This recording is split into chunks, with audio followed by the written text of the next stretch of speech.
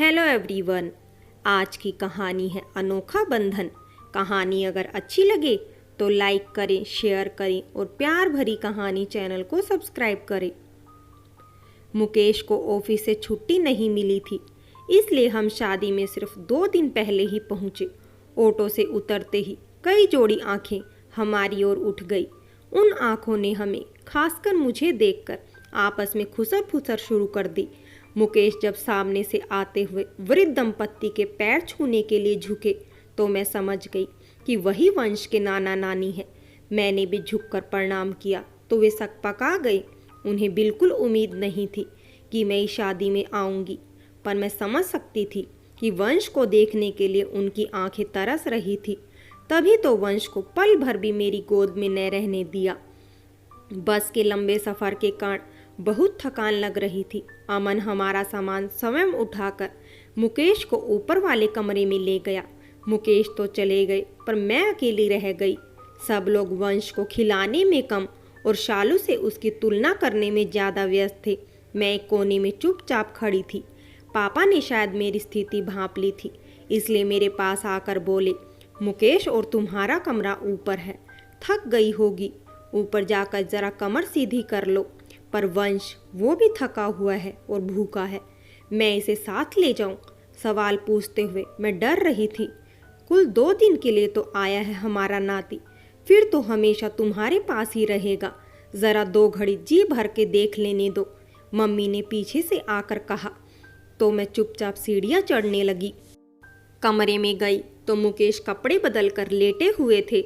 आंखें बंद थी, इसलिए समझ नहीं आ रहा था सो गए या सिर्फ आंखें बंद करके थकान मिटा रहे हैं। समझती भी कैसे। शादी के बाद से हमारे बीच एक दीवार सी खिंची हुई है। मैं जितना इसे तोड़ने की कोशिश करती हूँ, ये उतनी ही ऊंची हो जाती है। मैंने धीरे से अटैची खोली, कपड़े लेकर वॉशरूम में घुस गई। नहाने के बाद काफ़ी फ्रेश लग रही थी। थकान मिटाने के उद्देश्य से मैं भी मुकेश की बगल में जाकर लेट गई। मैंने आंखें बंद कर ली। मुझे आज भी वह दिन अच्छे से याद है जब मुकेश का रिश्ता मेरे लिए आया तो मेरे कुंवारे मन द्वारा सजोए सारे सपने बिखर कर रह गए।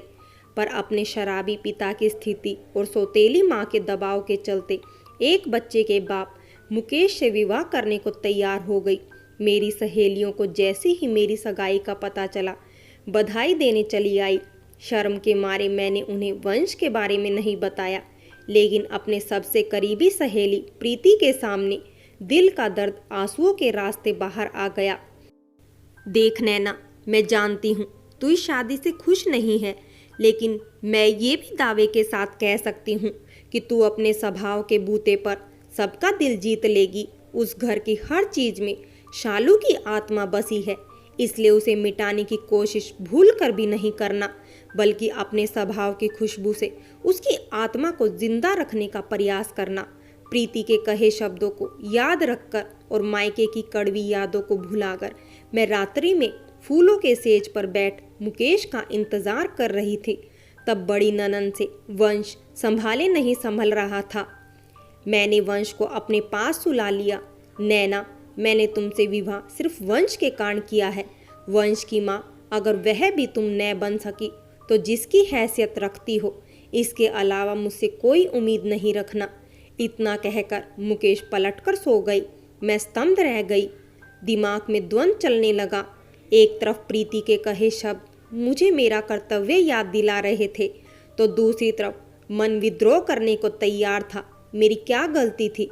मुकेश और वंश की नज़रों में भले ही मैं शालू के कर्तव्य पूरा करने के लिए लाई गई हूँ, पर मैंने कोई कसर नहीं छोड़ी थी। मैं नहीं चाहती थी कि जो सौतेलेपन का दर्द बचपन से लेकर अब तक मैंने झेला है वो वंश के हिस्से में आए, लेकिन मेरी इस निश्चल ममता को शक के कटघरे में खड़ा कर दिया गया। पड़ोस वाली चाची अम्मा को बार बार समझा देती, मुझे ये ज़रूरत से ज़्यादा प्रेम ठीक नहीं लगता। देखना, एक बार खुद के बच्चे हो जाएंगे तो वंश को एक तरफ कर देगी। ये सब दिखावा है, दिखावा। ये सुनकर मन कसैला हो गया। अम्मा के मन में डर बैठ गया, लेकिन उन्हें क्या पता था कि मुकेश ने मुझे छुआ भी नहीं। पर मैंने उन्हें कह दिया कि इस घर का वारिस सिर्फ वंश ही रहेगा। तब जाकर अम्मा को तसल्ली मिली। मेरे इस वाक्य ने मुझे अम्मा के दिल में जगह दे दी। फिर अम्मा ने मुझे विस्तार से शालू और मुकेश के प्रेम प्रसंग से लेकर विवाह की बातें बताई। शालू मुकेश के सबसे गहरे दोस्त अमन की बहन थी, इसलिए शादी में कोई खास दिक्कत न आई। शालू और मुकेश की शादी के बाद भी अमन और मुकेश में जीजा साले से अधिक दोस्ती का रिश्ता था। शालू अमन की इकलौती बहन थी। उन्हीं से मुझे पता चला कि अगले महीने अमन का विवाह है और मुकेश उसमें शरीक होने अकेले ही जा रहे हैं। ये सब सुनकर मैं सोचने पर मजबूर हो गई। मैं अपने दुख को इतना बड़ा समझ बैठी कि शालू के परिवार वालों को ही भूल गई। वंश भी तो आखिर अमन का भांजा है, उसकी निशानी वंश तो है ना। उसका मन नहीं करता होगा वंश से मिलने का? ज़रूर करता होगा। मैं नहीं चाहती थी कि मेरे कारण वंश अपने नाना नानी से मिलने से वंचित रहे, इसलिए मैंने भी शादी में जाने का निश्चय कर लिया। जब मैंने मुकेश को इस फैसले के बारे में बताया तो उन्होंने सिर्फ इतना कहा, जैसी तुम्हारी इच्छा, लेकिन अगर वहाँ तुमसे किसी ने कुछ कह दिया तो मैं जवाबदार नहीं रहूँगा। ये सुनने के बाद भी मैंने शादी में जाने के फैसले को नहीं बदला। सब बातें याद करते कब झपकी लग गई पता ही नहीं चला। आंखें खुली तो देखा मुकेश बिस्तर पर नहीं है। आज संगीत का कार्यक्रम है। मैं फटाफट तैयार होकर नीचे आ गई। मेरी निगाहें वंश को खोजने लगी। वंश नए कपड़े पहनकर और तैयार होकर अपनी नानी की गोद में खेल रहा था। थकान के कारण झपकी लग गई थी। इसने कुछ खाया? मैंने हंसते हुए पूछा। खाया? अरे भूख के मारे कितना रोया। मैंने बोतल से दूध पिलाकर सुला दिया था, बस आधे घंटे पहले ही उठा है। तुम्हें तो बच्चे का ज़रा होश नहीं है। हमारे सामने ये हाल है तो घर में क्या होता होगा। जब ये पैदा हुआ था तो शालू इसे आंखों से ओझल नहीं होने देती थी। मम्मी ने ताना मारा। मैं वहाँ से उठकर दूसरी महिलाओं के साथ बैठ गई। अमन भी वहीं खड़ा था। उसने कुछ नहीं कहा। वंश अपने नाना की गोद में खूब थिरका। अमन मुझे कनखियों से देख रहा था, पर नजरें मिलते ही वो मुंह फेर लेता। 2 दिन तक वंश मेरे पास कम और नाना नानी की गोद में ज़्यादा खेला। सहरा बांधे घोड़ी पर चढ़ा अमन किसी राजकुमार से कम नहीं लग रहा था। सहरा बांधते वक्त शालू की याद में उसकी आंखें नम हो गई। मैं जानबूझकर सामने नहीं आई। मैं नहीं चाहती थी कि मुझे देखकर नफरत से ये नमी सूख जाए। फेरों के बाद वर वधू पैर छू रहे थे। मम्मी व्यस्त थी, इसलिए मैं वंश को गोद में उठाकर थपकी देकर सुला रही थी। आशीर्वाद नहीं देंगी दीदी? आवाज़ सुनकर पलटी तो देखा अमन और उसकी दुल्हन सामने खड़े थे। दोनों ने झुककर मेरे पैर छुए। खुशी के मारे आशीर्वाद के शब्द जबान में ही चिपक गए। दीदी, मैं ये तो नहीं जानता कि आप मेरे बारे में क्या सोचती हैं, लेकिन मैं इतना ज़रूर बताना चाहूँगा कि मैंने हमेशा आप में शालू दीदी की झलक देखी है।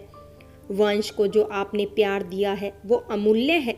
जब शालू दीदी की मृत्यु हुई थी तब मैंने सोचा था कि अब वंश पर हमारा हक खत्म हुआ। आप तो महान है दीदी, जो आपने अपने पति की पहली पत्नी के परिवार को इतना सम्मान दिया। अगर आपकी जगह कोई और लड़की होती तो ससुराल में पहला कदम रखते ही अपनी सोच के वजूद मिटाने में जुट जाती, लेकिन आपने उसके अदृश्य अस्तित्व को स्वीकार किया है। सबकी नज़रों में भले ही यह कोई बड़ी बात न हो, लेकिन आपने सारे कुंवारे सपने तोड़े होंगे, फिर भी आपने टूटे सपनों के कांच से अपने वर्तमान को जख्मी नहीं होने दिया। अमन ने मेरा हाथ अपने हाथ में थमाकर ये शब्द कहे तो मैं सचमुच बिलक बिलक कर रो पड़ी। मम्मी, पापा, मुकेश और बाकी सब लोग जड़वत खड़े इस दृश्य को देख रहे थे। मैंने अमन को गले लगा लिया। सबकी आंखें नम हो गई। दुल्हन को गृह प्रवेश करवाकर और बाकी की रस्मों को निपटाते हुए रात के 2 बज गए। वंश भी जल्दी सो गया। कपड़े बदलकर मैं भी लेट गई। हमेशा की तरह मुकेश ने आंखें बंद कर ली। अचानक मुझे अपने हाथ पर किसी का स्पर्श महसूस हुआ। मुकेश ने अपना हाथ मेरे हाथ पर रखा और होले से दबा दिया। बिना कुछ कहे सब कुछ समझ गई और मुकेश के सीने पर अपना सिर रख दिया। ऐसा लग रहा था मानो प्यासे रेगिस्तान पर बारिश की बूंद पड़ रही हो। मुकेश ने अपनी बाहों के घेरे को और भी मजबूती से कस लिया। मैंने भी अपने आप को छुड़ाने की कोशिश नहीं की और आंखें बंद कर ली, लेकिन इस बार मेरे मन में भविष्य के प्रति संशय भरे विचार की जगह एक सुखद जीवन का सपना तैर रहा था। फ्रेंड्स, कहानी अगर अच्छी लगी हो तो लाइक करें, शेयर करें और प्यार भरी कहानी चैनल को सब्सक्राइब करें।